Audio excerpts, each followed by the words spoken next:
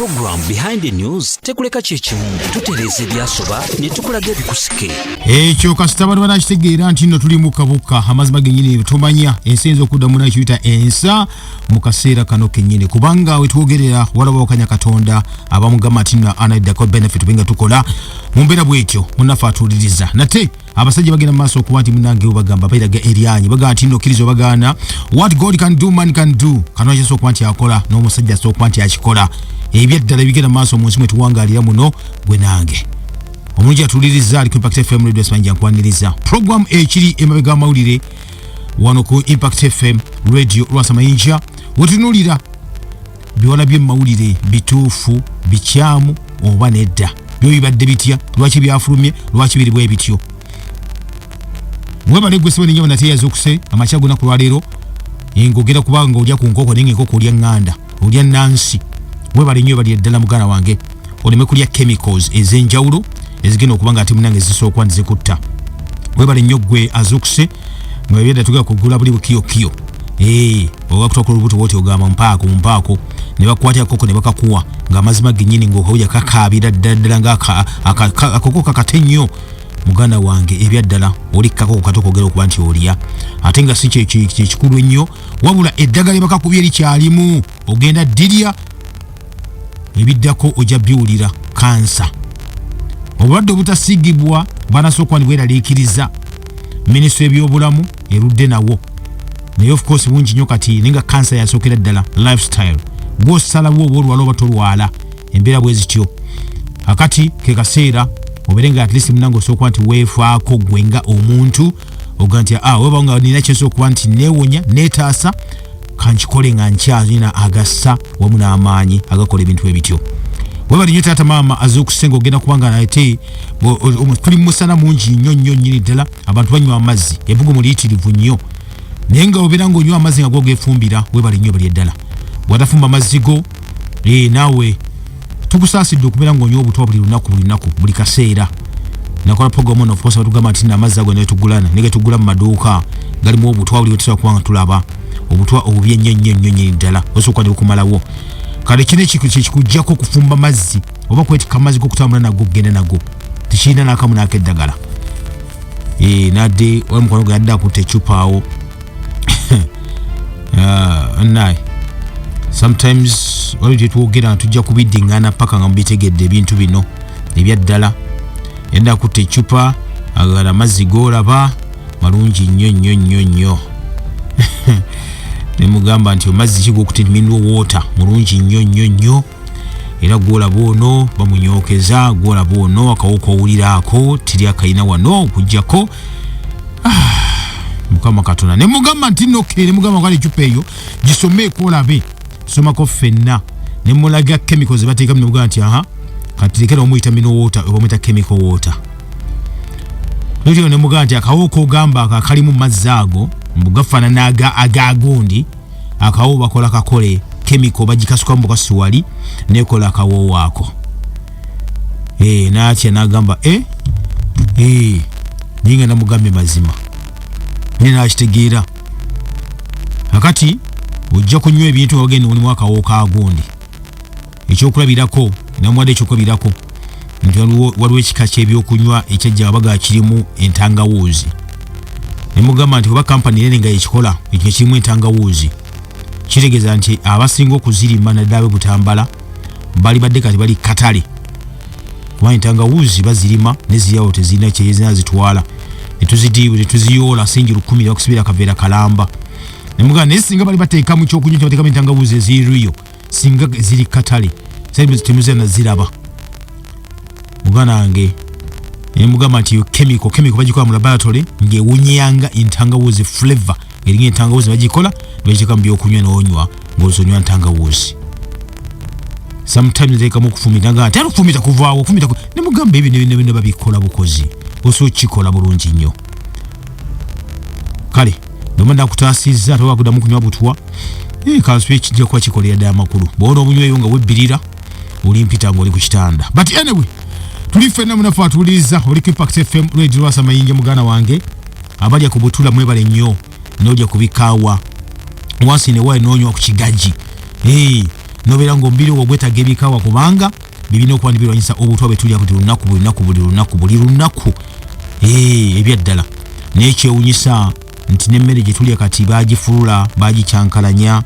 ogenda okunoonya obutula mu katale nga bakuba ebitula ebinene ebitula ebigete ebitula ebigenetically modified ebitula ebitakaawa n'olya n'owulira nga munange embeera mbi nnyo nnyini ddala kiba kibi nnyo ate ekyo nyo kumutula buli obukaawa buli obutwa bwaffe buli katunkuma obukaawa osokuba nti obulima bulime ebyaddala kubanga bwe butusasaba okaboka ebiseera bino ntino kati tulya akakica muyitirivu nnyo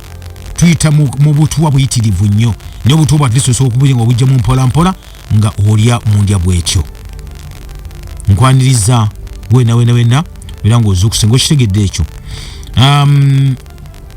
bwana bya Ruhanga eri yagenda naku bisimu n'angamba lumu nti kakati wetwogerera ewaabwe eri essembabule abantu bakuba ente eddagala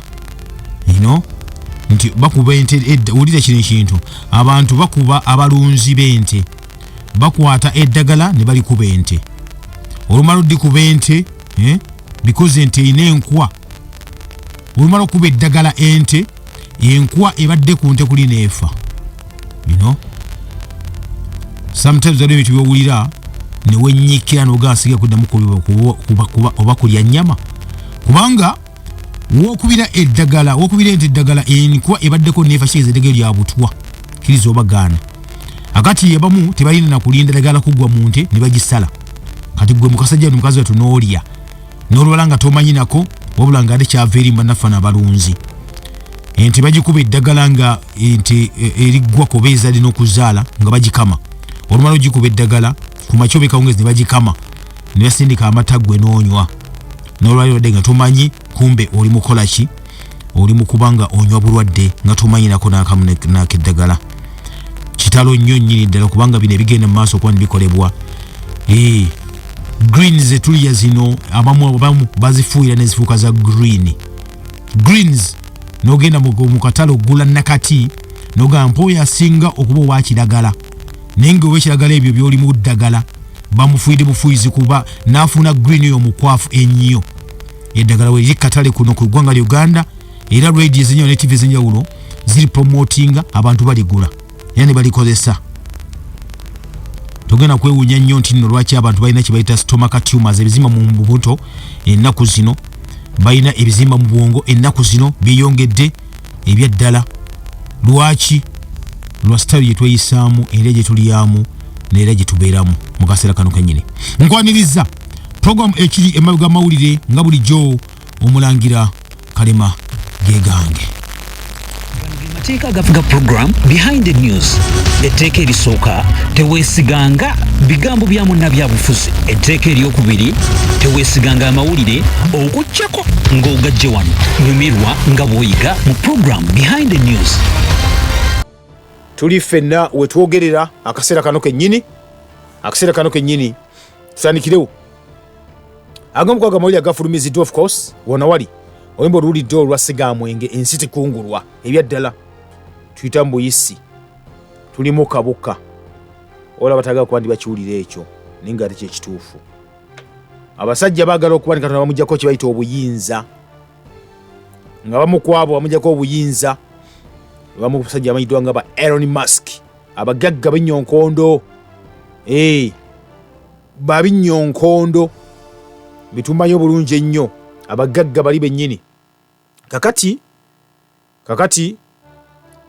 omusajja ono gwenyogerako amanyiddwa nga Elon Musk emu ku ezo plan zalani kuba nti bakola muganda wange atuwuliriza za kulaba nti n'ensi eno bagyeddiza okuba nebafunako ekibayita ekitundutundu nga yo bagenda maaso okuba nebagikontrolinga bagina mu 5 omusajja ono era kampani emanyiddwa nga SpaceX etwala byombo mu bbanga si kye kyokka ewanika satellites mu bbanga wansi wa kampani emanyiddwa nga Starlink si kye kyokka alina kampani ekola chips zibateeka mu bantu microchips ezo ne kampani emanyiddwa nga Neuralink kinagamba nti no bagawo okubanga omuntu bamukontrolinga ng'otambulira ku remote nga tokyali ku maanyi ga Katonda oba maanyi ga mmere oba magezi ga Katonda basalawo nti kati webake zuku katambula genda okole kino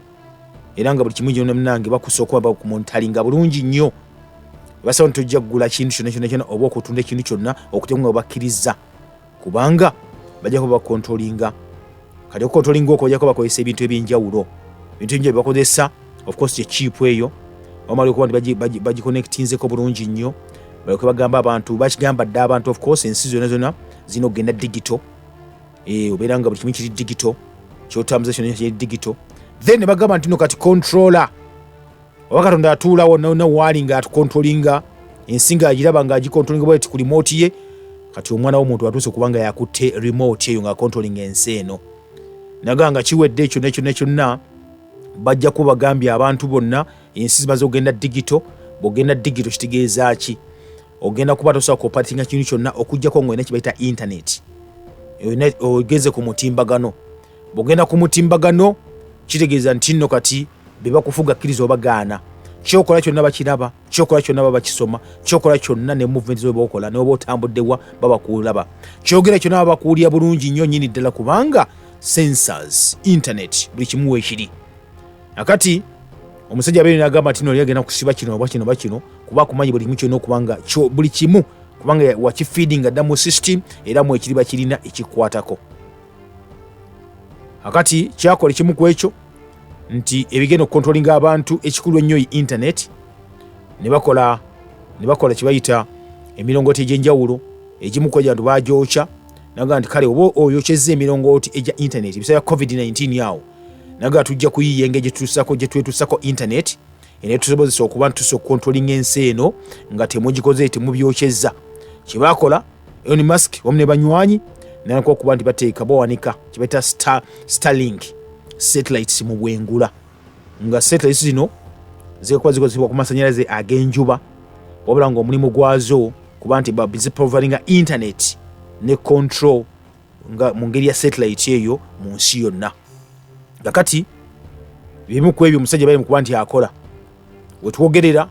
tebakomana ku ekyo nga kampani emanyiddwa nga eya SpaceX nagenti yasindika ebizungirizi mu mwengula eyo nga banoonya bajuke batuneko ne ku bibanja eyo ku Mars ne bagendayo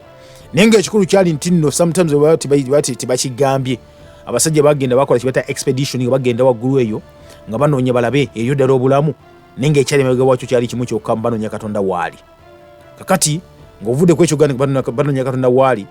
bakizuula nti nno wabanga osobola okuba nga lwo continents endala wasobola okuba nebasupportinga ekibayita obulamu omuntu asobola okuba nga kyatuukiriza ku nsi kuno asobola kituukiriza bulungi nnyo n'adduka n'agenda waggulu eyo ati bo kibakola kyekyo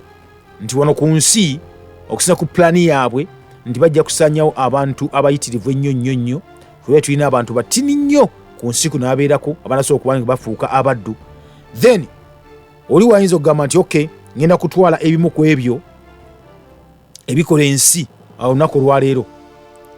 bwabitwala n'abiteeka eyo waggulu kuba babikola dda bazimba ddala balatole ku Mars endala bagizimba eri mu muzira mu Antarctic yo bateekamu ensigo ezaffe ziri ez'edda ne bakuuma naga nti obudde bwonna ensi egenda kusaanawo nga bagisaanyizaawo then bo nga badduse bagenzi waggulu mu bwengula eyo balina gye batudde kale ensi bwesaanawo bakomewo kuno balanka okuba nti basimba ebaagala bansobola okulubalosa ebaagala n'abantu ebaagala nga bali ku nsi kuno bwe batyo omunaffe webali wepulani y'abasajja bano naye olira SpaceX yakoze olwana okwadi lunaku lwakuna SpaceX Starship basinise rocket waggulu ey'omusajja ono amanyiddwa nga Elon Musk yagambye nti nno yagenze wala nnyo Elon Musk Starship goes further than ever basindise wabadde bali mu Texas ne balaunchinga rocket ne bagisindika mu bwengula neyita weerina okuba nti ekoma negendera ddala paka waggulu nnyo ekitabeeranga nawo Elon Musk n'agamba nga yita ku mukoto gwe kubanga nagwe yagugula ogwa X yali Twitter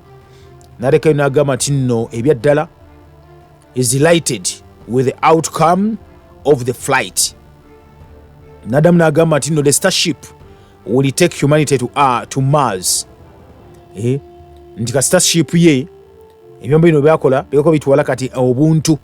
eri ku continent emeddwa nga eya Mars munanga atuuliriza akati balonchinze jukira omwezi mwaka oguwedde balonchinga mu April wamu ne November ne bongera okuba ndi basindikayo ko ebizungize ebyenjawulo ne basindikayo ne Starlink satellites ez'enjawulo nga zibayamba kuba ndi basooka bafuna internet ennungi nnyo then wetwogera kati ne bagamba nti nno kye basindise kino basitadde ku rocket gye basindiseeyo baga nti nno nebadde engines 33 ne bagisindika waggulu muwengula n'egenda era mu kusitukawo mu kugenda yamaze eddakiika zabadde 2 ne seconds 44 kuba nti efuluma edduka emisinde akati yalabiddwako of course abamu bagirabyeko ade mu South Africa balengedde oluwoko olwokuna ng'eyita waggulu wa Indian Ocean ate abamu badde mu Atlantic nayo bagirengeddeko cameras zadde sindika kye bayita view ey'ensinga bweri okuva ku miles nga 10 okugenda waggulu mu wengula balengera bulungi nnyo kyekigenda mu maaso ebifaananyi ebyakwatiddwa akati mu kisindika bwe kityo okusinza ku bifaananyi ebyafulumiziddwa baga nti scenes ezalabise nga zeerabaga n'omuka guli omuka gwamba ogwokya hot gases ezadde zeetolodde ekyombo kino nga kyambuka mu bwengula nekituuka kakati wetwogerera tolina tubulya kajja kigenda naye of course bagenda kigenda ku maazi balina okwandi bakitwala mu kaseera kano kennyini juka gye bavuvaako emabegakawo bennyini bano twogerako abasajja abagagga bagamba nti nno maazi oyo bataka okwandi bagigula era bagiguza n'abagagga abamu nga balina plan y'okusitula abantu batwalayo just in case nga bagamba nti nno bo prediction zaabwe zigamba nti nno ensi egenda kuba nti esaanawo naye nga nagga nti nno si predictions abino bibeera ddala bye bakina mu pulaani yaabwe ekyokusaanyawo ensi kwe tuli kuno babere nga batutte abantu abamu ab'olubatu waggulu eyo basobola okuba nti balina kye bayita abantu abajja okubona bakkirizaamu mu mbeera bwe zityo munaffe atuuliriza tuli mu programu eyiddwa nga ekiri mabega amawulire kanzije program behind the news tekuleka kyekimu tutereeza ebyasoba ne tukulaga ebikusike tukyali ffenna munaffe atuuliriza Impact FM kwoli radio Lwasamayinja ekiri emabega w'amawulire tukyagenda maaso akati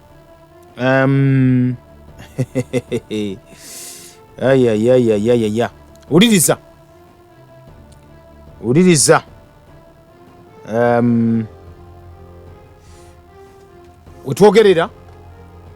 wetwogerera munafa tuliza abana nzikiriza nkujukize nga Easter Monday yekona kulwa balaza tuyina kyita Easter Monday Gospel Music Extravaganza wali ku the Plaza munange osokwanga otuyungako bulungi nnyo tulinga ate munange family day out tulinga tukyakalyako wamu abayimbi bonna aba gospel gye bali bulungi nnyo abakulu wamu n'abato ab'omulembe guli n'omulembe guno byonna munafatuliza ebyokulya weebiri ebyokunywa weebiri nnyo nnyini ddala so okuba nga munange ofuna tiketi yo ng'ogikyali munange okuva ku Impact FM studios awo oba ku reception jangola omukyala muyita Betty oba ku gate awo jakuba nti omulaba osobola nga wefunira tiketi yo mu kaseera kennyini munaffe okuyingira twagale nti nno abaana abato abali wansi emyaka 10 bajja kuyingirira bwereere abali waggulu emyaka 10 nga baana bato kusasula mutwalo abala mitwalo 2 VIP mitwalo 5 emmeeza ey'abantu abataano mitwalo 5 ate emmeeza abantu 10 yakadde kamu kijja kubeerawo ku that is at the Plaza Auditorium au Kampala Road ojja okuba nga tuli munaffe nga Easter Monday nolwensonga eyo ke kaseera munnange mbeere nga mulaga omukwano tuyenga tukyakala ffenna mu kaseera kennyini ako kintu family day out kola olunaku mu ggwanga eri America munaffe atuuliriza wetwogerera omusajja w'emyaka 8 egy'obukulu yavuddeyo n'agamba kituufu gumusinze ebyaddala ng'omusawo gumusinze okumanya ensi egenda kati egw'eddalu omusawo gumusinze gwakuddira kujingirira kukolerera endiga okitegedde 80-year-old man pleads guilty to genetically engineering giant hybrid sheep. Manyi waliwo bintu byejjanga nkubutegeeza wano munnaffe nga nkugamba nti oba Katonda yatonda ebisolo n'abiteekaawo natonda omuntu n'amuteekaawo, natonda ebimera n'abiteekaawo. Akati omwana w'omuntu najja n'agamba bw'oba Katonda yatonda nange nsobola okutonda. N'atandika naye okugezaamuko okwagala okutonda. Akati ebyo mu kutonda okwo kwe tuyita genetically engineering something, kyefaananiza kiri ekyaki kiri original. Akati watyo bakola abasajja bano nti badya samples ne bazitwala mu laboratory, ne badya samples z'ebika ey'enjawulo nga bwe nagamba. Akati kamala okulaga ekintu kino kibaga genetically engineering. Nagamba nti oli ayinza okuba yeetaaga kati ono yakkiriza nti gumusinga omusajja ono emyaka 8 bamuyita Jack Schutzbath era ng'ava mu kitundu kimanyiddwa nga Vaughan eri mu ssaza erimanyiddwa nga Montana. Kakati yakkiriza emisango 2 egyamusingiddwa gyebaba gyamuteereddewo maaso g'omulamuzi. Emisango egyo nga gyakuba nti yakyakalanyiza eddembe ly'ebisolo by'omu nsiko n'ekirala n'eddembe ly'ebisolo byonna byonna, n'okuba nti ye avuddeyo n'acreatinga kibayita endiga nga gamatino ya musayi mutabike. Kino bakikoze kati okumala emyaka 12 ng'eggwanga terimanyi. Kisinza ku US Department of Justice bwetyo yatubuulidde munafu atuwuliriza. Akati ono omusajja nannyini era ayina company bagiyita Sun River Enterprises LLC etuula ku acres 215. Musajja mulunzi, musajja mulimi, ranch alunda era n'alima. Kati ono kigambibwa munafu atuwuliriza yeeko baana ne bannasayansi abalala 5 wakati w'omwaka gwa 2013 ne 2021 okukola kye bayita endiga, ekika ky'endiga egera okuba nti ebayambako nti bwekinywa oti nga nnene enzibu nnyo nti ebayambeko mu kuziguza nabasobola okuba nti bazirya ne bana bagala okuba nti baziwakisa mu ndiga endala. Nanga nti omulimu gwe bakola ogw'okuba okusinza ku Assistant Anthony amanyiddwa nga Todd Kim owa Justice Department owa Environment and Natural Resources Division, yagambye nti nno kye bakoze kino ekyettabbu bwe kiti ekyokutonda endiga nga bo ne bagitunda then ne bagiguza n'abaana abaga okuba nti oluusi waliwo bano abagenda mu maaso nga bayigga endiga bakukkiriza okutta endiga ng'emu oba 2 nga muyigga then mugirya. Kakati yagamba nno gye misango gy'asobola okuba njazza egy'okutataganya kye bayita obutonde gye gye bamuvunaanye. Era mu myaka egyo 10 munafu atuliza bakola endiga ne bagiwa n'erinnya nickname Montana Mountain King. Era nga nnene enzibu y'amaanyi erina ejjembe eringa lya nte eryewetamu kobweti ng'eri ente yennyini, era nga bw'ogyabwa oti oyinza okugamba nti kino wasi kirabangako. Ne bagita Montana Mountain King. Kakati ne bagamba nti nno okugikola baddira sheep species, baddira obutafaali obukola endiga ne babugjamu bulungi nnyo ne buteeka ebbali, then ne bagenda mu maaso ne baimportinga oba ne bafuna kye bayita ekika ky'endiga ey'omuttale emanyiddwa nga Marco Polo Agali sheep. Ekiga nti nno eri mu ggwanga erimanyiddwa nga erya Kalagestan ne bagenda mu ggwanga erya Amerika mu bubba ne batwala mu laboratory samples ezo ozita mu laboratory ne baddira wuliriza naga tugenda kwetaaga ki ekirala nti endiga eno gye twetaaga tutaaga ebiringa nnene ng'erina amaanyi mayitirivu nnyo. Kati nga basobola okuddira ne baga tukole kye kirina amaanyi mu kika kino eky'ente embuzi ndiga nti eyinza okuba nvubu ne baddira samples eno ne bazigatta ne bagattagatta ebintu eby'enjawulo ebiraga nti endiga eno ejja kuba nga bakola endiga bagakola endiga ku bwabwe ne bayingira mu laboratory. Okuyingira mu laboratory ne bakloninga amajago bade bakololinga kibajje ku ndiga bagasagase nabikolinga bafunamu ekyabwe ekiriga ekyabwe amalo kifuna ne bafuna embryos ezo obulinga kati obuliga buli obakubye obuki obutine nnyo ne bussa mu ndiga enkyala oba enkazi mu kisibo kye kyennyini ekyo era ekyaddiridde endiga ezo zigenda maaso ne zizaala ne bakolayo ezimu ensajja then ne zino enkazi ne baziteeka mu embryos oyo bakoze obukozi ne zibufulumya ne zibuzaala era bafulumya endiga nga balaba endiga yakabi nnyo endiga nnene enzibu erina amaanyi gasinga ag'envubu era bagiyita MMK Montana Mountain King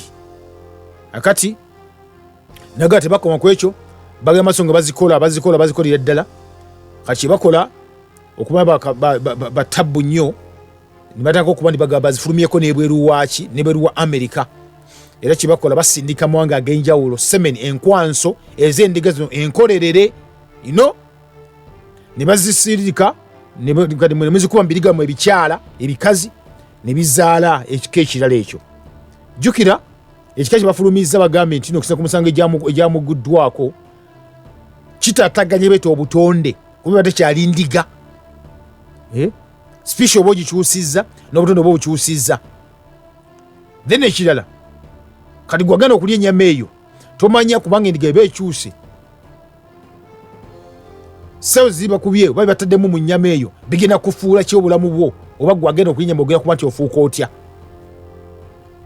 kakati bagenda nti no bano ono omusajja amayiddwa nga Shubath wamu ne banne abataano badde baagala kutunda bafune sensitive nnyo badde bazifunye badde nga bazitundira ddala wali mu Texas ne mawanga ag'enjawulo kakati nno ekiriwo kiri nti omusango bagukkiriza wabase muvi era ne bagamba nti nno omusango guno emu ku ebibonerezo bagenda okuba babawa maximum penalty bagaya ya myaka 5 nga oli mu kkomera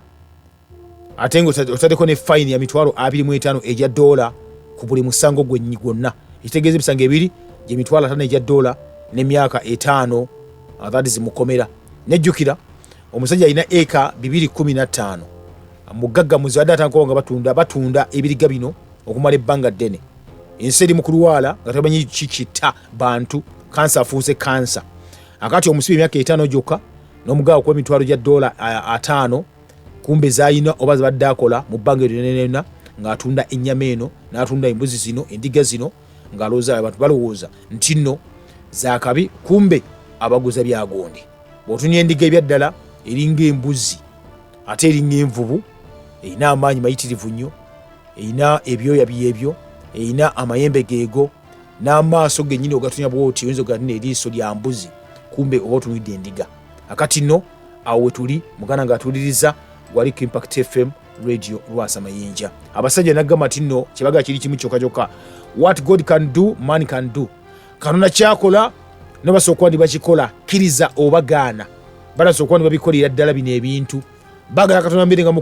bamukube ttale ayo atakiwa tonyesha bagamba kyonna nga bowe bali mugana ngegwe atuliriza ali ku Impact FM radio Lwasa Mayinja kanzije tukyagenda maaso program behind the news tekuleka kyekimu tutereeza ebyasoba ne tukulaga ebikusike ne tukulaga ate ebikusike tukyali ffenna munafu atuliriza omaze okuwulira nti ekiri eyo omusajja amaze okuba nti ne banywanyi be 5 basinse mu kaguli myaka 5 $5 egya dola kukolerera bintu bino nenno sebo kabokaboka abali mukwani babikola ne kati ekibasibisiza bano tebalina layisinsi nenga ate waliwo abalina layisinsi abikola akati ndooza nolaba kati akati abagayo kajjira tukyali awo tugenze mu Florida munnaffe atuuliriza oya kibakoze omanyi gati nno gye buvuleko yagakaawo abasajja bali batandise okuba bayiiya nga bagaa tugenda kukola tutya ennyama eno gye mugamba mu abalina ente abalunda embuzi abalina biki abalunda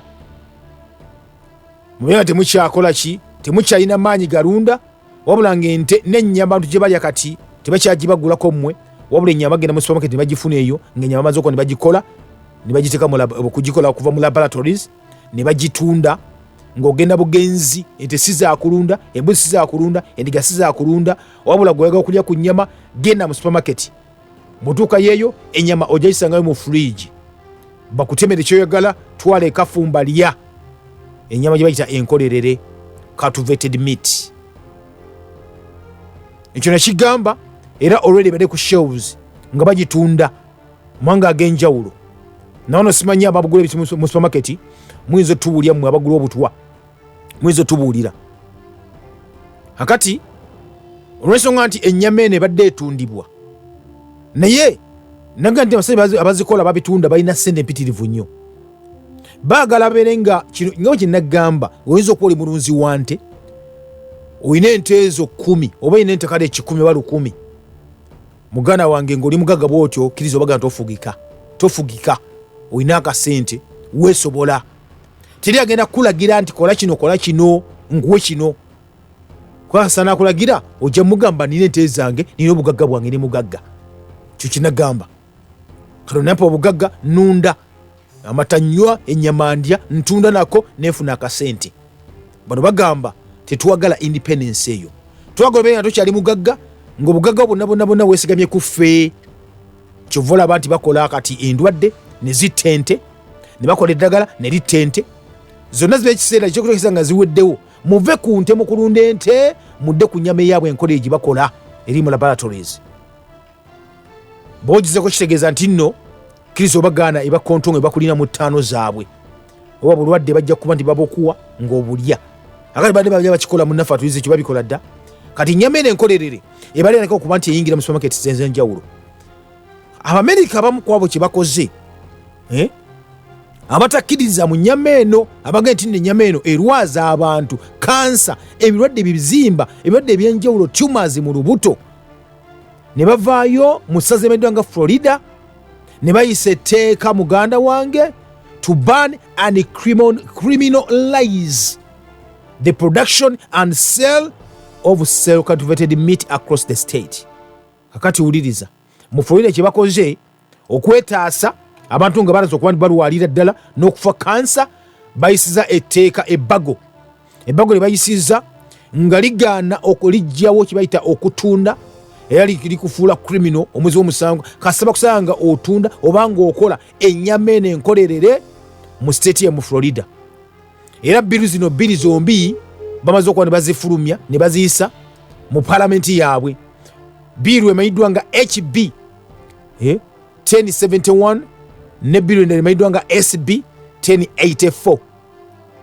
era twogerera bali bajja bazikolako kaziridde bulindirizi wali ku mmeeza ya mukulu kuziteeko mukono nga mu masaza g'enjawulo basobola okweyisiza amateeka gaabwe then lifuuke etteeka mu butongole okiwulidde ono yagambye nti nno okusinza ku the saints abamu ku abo abayisiza etteeka lino yagambye I know the legislature is doing a bill to try to protect our meat. Nkimanyi nti no bannamateeka bakola ebbago okuba nti bakuuma ennyama yaffe eyo gye tulunda. Namugamba nti no, you need meat, okay? And we are going to have meat in Florida. We are not going to have fake meat.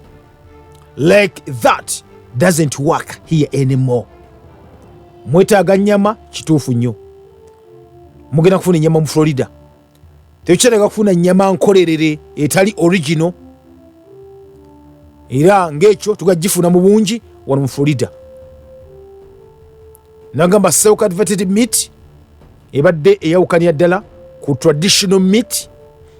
eno yo nkolerere nga bagamba nti badde eyambako ne banosoma nti abatalya nnyama eya bulijjo okwoga nti basobola bakola ekyo bayita vegetables zaabwe nazo nga nkolerere. Kati eno ennyama eno nga bagikola mu laboratory ne bakuza samples ez'ennyama amalo zikuza ne bagatambi bagasembe nebina teweetaaga kusala nte teweetaaga kufulumya ku musaayi gwonna teweetaaga ki wabula ogenda bugenzi wali n'ojjayo ennyamayo nga bagizimbulukusiza n'ofumba n'olya okitegedde baaba kati n'omunanga we tuli kabono bagambye nti ffe katwanguwe jjukira mu Amerika amasaza ge balina mu Amerika basobola okuba buli ssaza bali wakye bayita balina federal system esaza lisobola okweyisiza amateeka gaalyo ate ndigatika mu nkola bano bageka tuyise eryaffe eryokuba ntutaasa ensi yaffe essaza lyaffe abantu otolola kansa n'ebirwadde birala bage company ezitunda ennyama enkolere kati okwetola ensi yonna zisukka mu 150 ezo 43 ziri mu Amerika akati ezisi ekyasinga obukulu ennyo FDA ekirongole ekivunaanyizibwa ku ddagala n'emmere kyazikiriza okugenda mu maaso okukolerera ennyama eno era bagikolera ku katale kweri wenguza muganda nga tuwuliriza ebyaddala tuli safe oba nedda nkigamba lunye nti nno wano ku program enemedanga behind the news. Program behind the news tekuleka kyekimu tutereeza ebyasoba ne tukulaga ebikusike katwogereko nammwe ku noti 7 noti 5 984 oba noti 7 6 noti 6 noti 2 munanga tuliriza awo tuli yensi mwe tuwangalira mwensi mwe tutambulira mu kaseera kano kenyini. Okay, Impact FM Mulangira wanjisebo Lamusiza nange bwe tusebo Dikisa kwa mkama gidiana nsanso kuwulira kakati omanyi ebintu bino waliwo ebintu ebyogerwa n'osomesa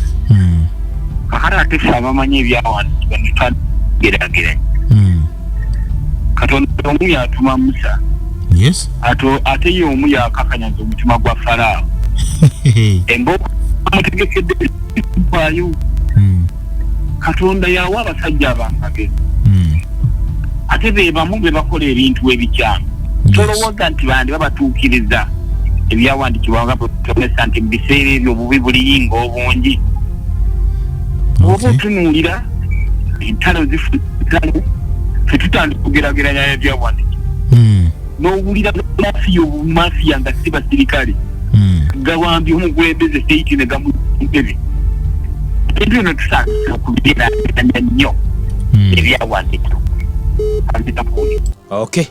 webali nnyo webali eddala bwana kutisa kwa Mukama. Okay, omanyi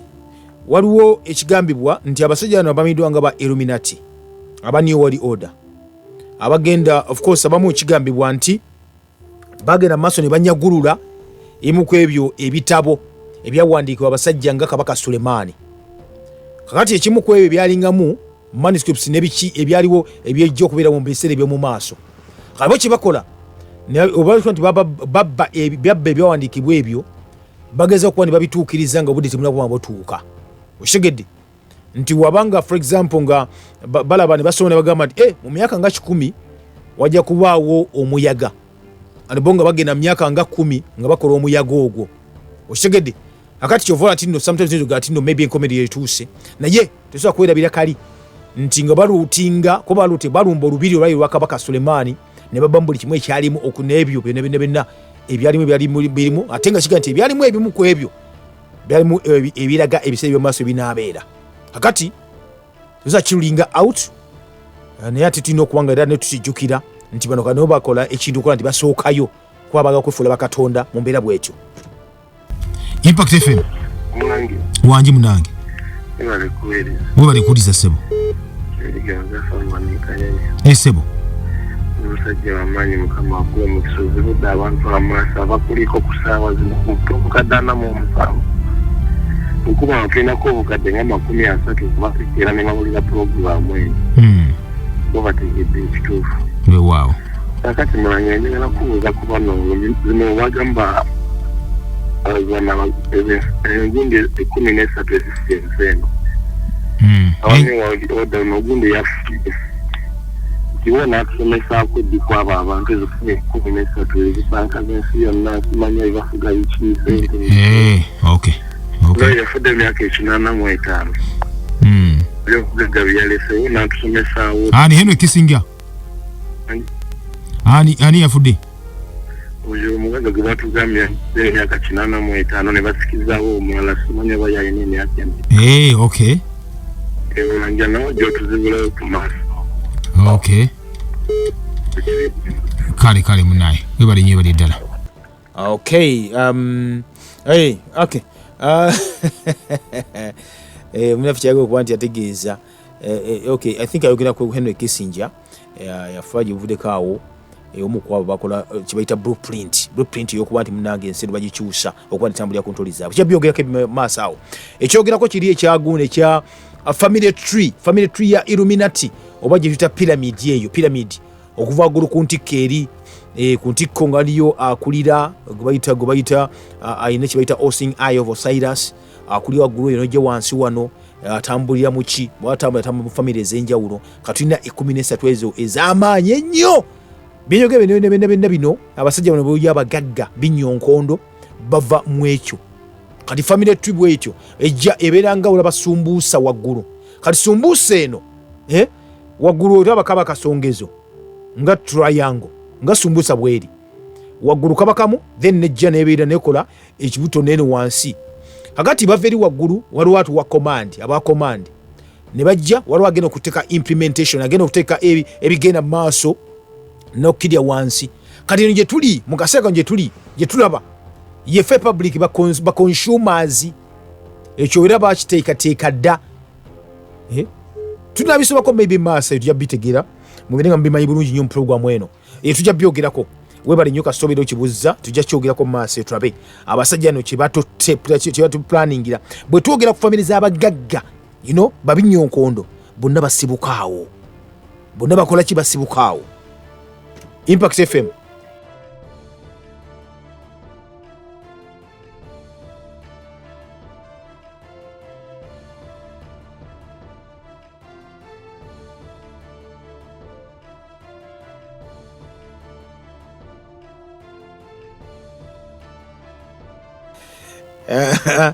nedda jukira emyaka of course emyaka gyakyuka tewali n'omu nekyo bakola nga begambe tino bagenda basikira nti oli alekawo ekintu nakisikira ate baline ku ebyo okuba kutta bakutta oli watta n'avaawo then bwajja nga n'omwana atta n'omusajja nga atta n'omuzukulu ng'alitta so kibakola bakityo kyo tebaliiko ebyo mbu ate biki balekawo kye bayita ligase kinagamba tino otunya kati nga Bill Gates for example Bill Gates nti mama we ne taata we mama we yalinga ku board ey'abana abakontrolinga abakola family planning mama we taata we ng'ali ku board eya IBM abakola computer zino zizwa kati obudde balaso okuba bakola chips ez'enjawulo kati omwana yasikira byasikira bene biva maki kyogano ebyafaayo ebisinga obungi batulimba ebyafaayo basajja bano mbu yali musajja ali awo simabe kozi atandika mpola nava musomo nakola ki but already baba planning adde okuva eri mabega nti nno kyabusikire kijjabuzi omwana obugagga batakoze bukole ebyo batulimba wano makazuka bagambo Facebook zize university bakoze gundi nedda bibe planning ani atwale ekintu kino mu maaso okitegedde n'abasajja bwe bakola kanola mu musajja mugagga nnyo n'ogato bugagga bwe yaneka simanyi tino omusajja mwavu nnyo simanyi Warren Buffett yaneka musajja mwavu nnyo simanyi Tyler Center ne bakoze bitya no way botundde mabega n'oddayo n'osoma byafaayo byabwe ogenda okulaba bali connected ne family zino ezatandika okwaziga controlling abantu n'ensi nga bayita mu teknologiya ne mu bintu ebyenjawulo kakati bino tuwogerako nti bo tebalina gundi generation zigenda mu maaso aba controlling ensi bwe batyo bwe kwandi tawangadde nenga atale seero mukuli ogukyaliwo ne bagutwala mu maaso kye bakola wangi gweleza mulangira we bali kuuliza sebo onayogera ne Rogers Africa nsaso okuwulira kakati oyo omwami wabalowooza just abo bakitandise obutandisi abazungu kye batusingako bo batula wansi ne bakola strategy tukoze tutya okukola kino if you are in Africa tuba tukyakola strategy mubanga tononyawo fenyini twanga tuluddewo okukituukiriza tukivaako so naffe tusobola strategy netuzaawo kawo waffe netuzaawo katunkuma waffe netukonsentra zaffe n'oli ensugga n'oli ejjobyo nga tolifuuyidde kubanga ejjobyo lyo yennyini obukawo bw'owulira tagala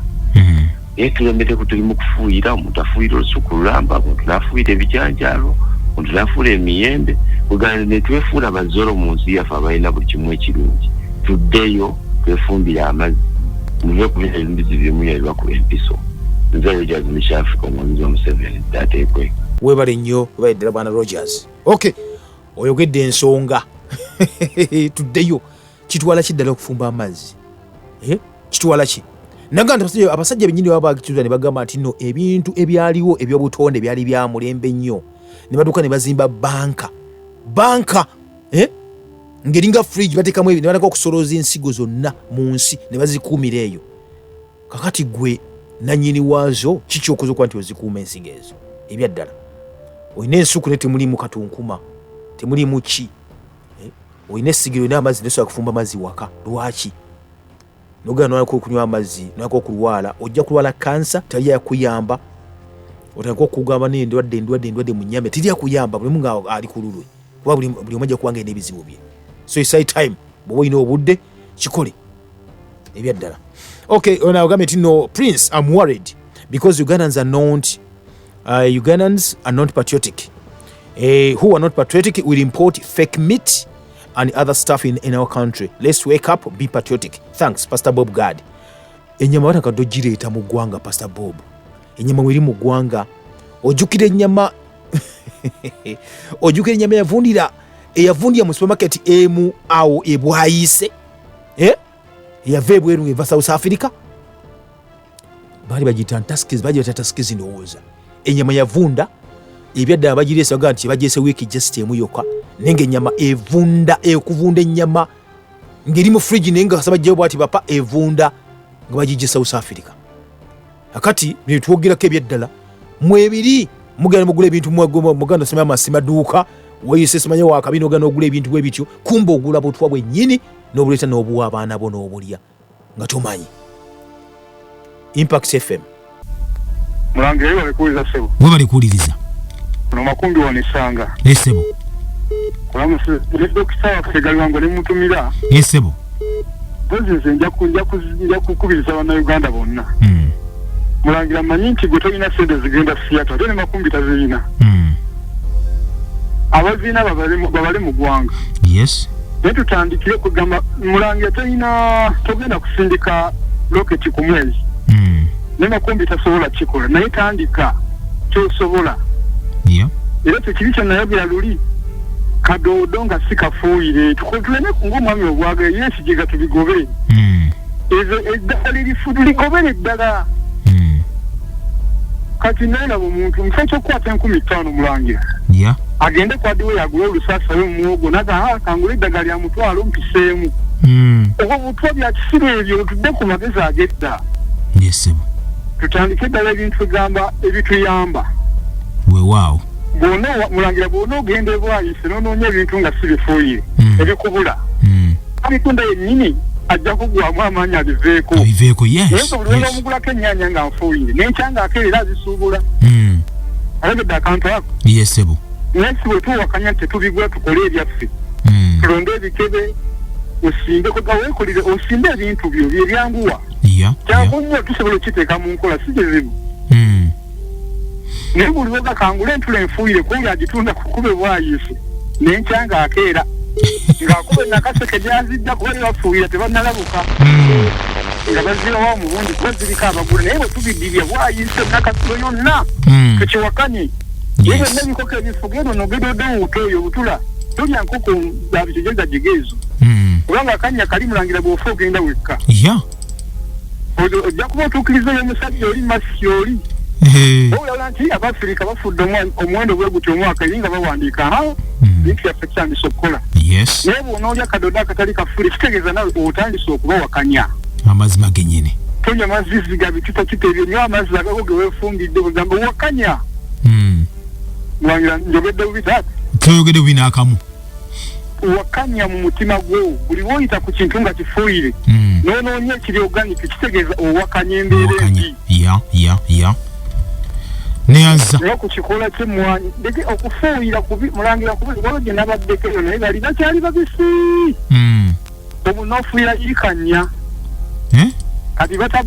batabula gundi waliwo eddagala libatabula naye bw'afuuyira eddagala mu gundi mu bitooke akawungeezi byonna yesulika ne bigwa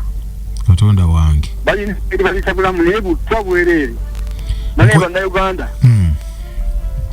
tuzuukuke tuzibuke amaaso nkweyanziza eyalenyesebwa wow omanyi waliwo gundi gye bagira twawanikayo satellite yaffe agati tusobola kuwanika twawanikayo eyaffe ne bagamba nti no bagideliting eyaffe banewunya ebintu bwe bityo anyway yensi mwe tutambula mwe tuwangaalira munafu atuliza yasa tuzuuke obenga olina ekyozukuwa nti okola ekinakutaasa gwe kennyinnyini nga munaffe ne tebwatugambye kasa tusobola okuteekawo kibaita resistance yaffe gaana okugula ebintu ebyo bifuuyire genda ogule ebitali bifuuyire oli abikola ebyo ajja kulaba nga katale takyakalina naye akyuke kyokka kiwedde